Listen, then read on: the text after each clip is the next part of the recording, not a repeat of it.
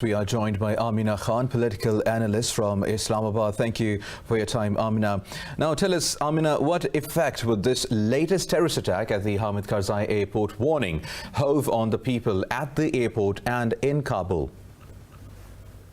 It's very unfortunate, but I think it also highlights the current situation, which is extremely complex and fragile, and the fact that there are a number, of spoilers within Afghanistan, derailing this very critical process where you've got, on the one hand, evacuations taking place, the deadline just around the corner, with both sides, the Taliban not willing to extend the deadline, and I think this was something that the Taliban had said that they were fearing, that with the ongoing process there could be a wave of attacks, and this is just the first.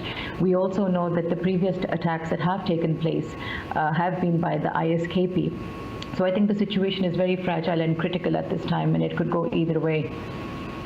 Right. Also, Amina, the United States and its allied forces are still in charge of the security of the Kabul airport, while the Taliban guard the outside.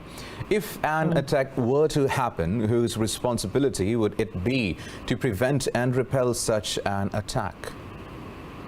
Well, I think obviously both sides are going to, push the onus or the responsibility on one another.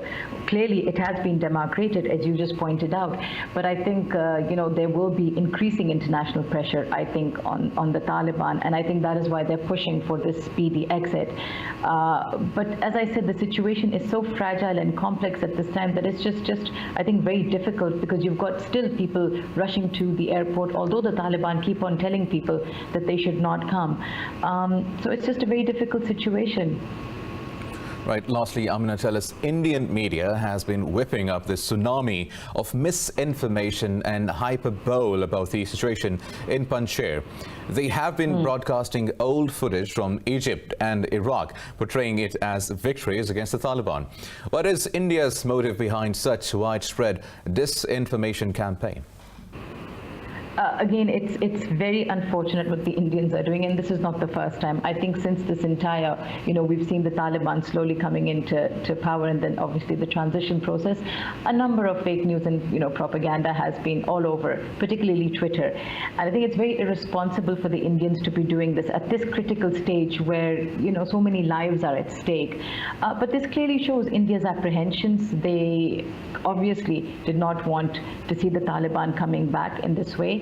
And the fact that the Taliban will be having a major stake in this future political setup that we keep on hearing about, this is an issue of concern. But again, it's not just the Indians. I will say there are a number of actors involved in this smear campaign and this false propaganda. And I think, no heed should be paid to such propaganda. Simple.